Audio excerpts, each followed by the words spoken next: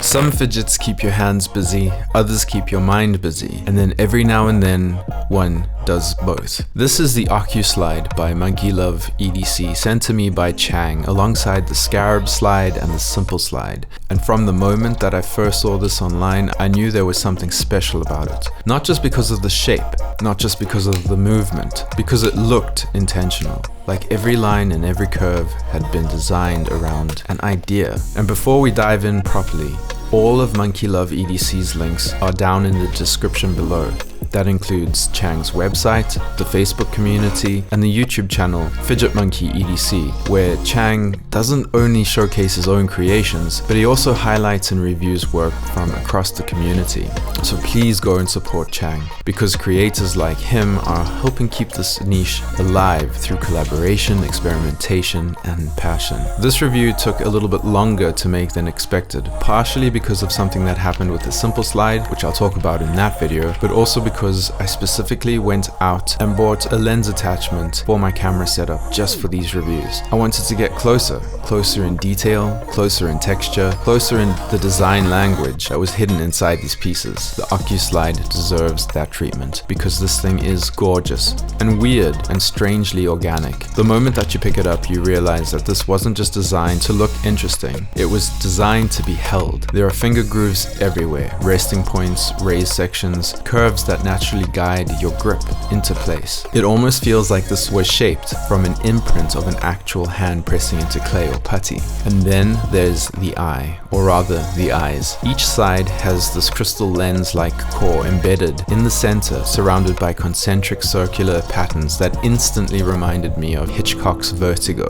Camera lenses, hypnosis spirals, a cyclops eye staring back at you from the dark. It's unsettling, but in the best possible way. And then when you hold both sides together and those lenses align, it feels like the slider is looking back at you. This particular version is the crunchy, concrete finish. It's a 3-click free-floating slider weighing around 30 grams and measuring roughly 49 by 29 by 20 millimeters. The body is 3D printed with ultra-low layer heights, which gives it an incredibly smooth finish despite still retaining a slightly organic texture.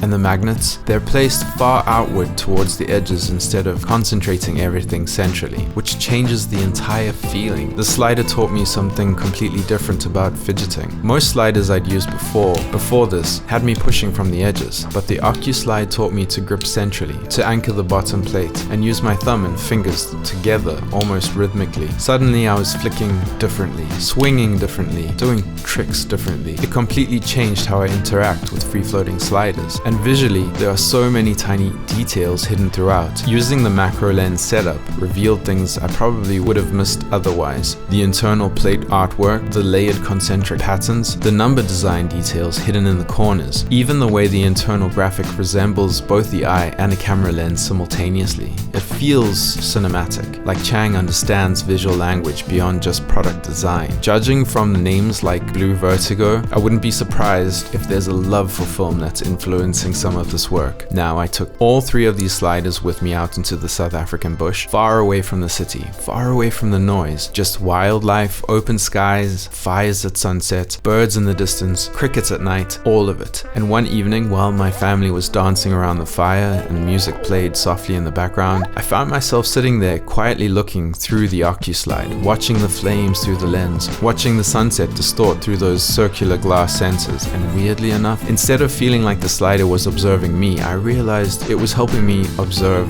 myself. That's the fluff people joke about in my videos, but I think that in this case, and in most cases, that fluff matters because these pieces do become attached to thought, to memory, emotion, and reflection. They become tools for grounding yourself, and this one, specifically, really made me look inward. I've spoken before about how one negative message can sometimes shake you, but then 100 others come in and you build yourself back up again. And I just wanted to say thank you to you, to everyone commenting, supporting, watching, and engaging with these strange little videos about strange objects. It means more to me than you probably realize. I read the comments, I try to respond to everyone, and this channel really feels like a conversation more than anything else. Let me know which review you would want to see next, the ScarabSlide or the Simple Slide. Also, if you want to check out more from Monkey Love EDC, definitely go check out the website because there are some some stunning finishes and variants within. The Asphalt version looks incredible. Antique Noir is gorgeous. Everything is linked, and honestly, when creators like Chang go out of their way to make this niche globally accessible, even to places like South Africa where importing the stuff can really be quite difficult, it means something huge to me, because I want this community to grow here too. I want more people experiencing these objects, these conversations, and this community. And creators like this, like Chang, help make that possible. So a massive thank you one more time to Chang and Monkey Love EDC for sending these over. This has been one of my favorite review series that I've done, and there's still so much more coming. Stay curious, stay genuine, and as always,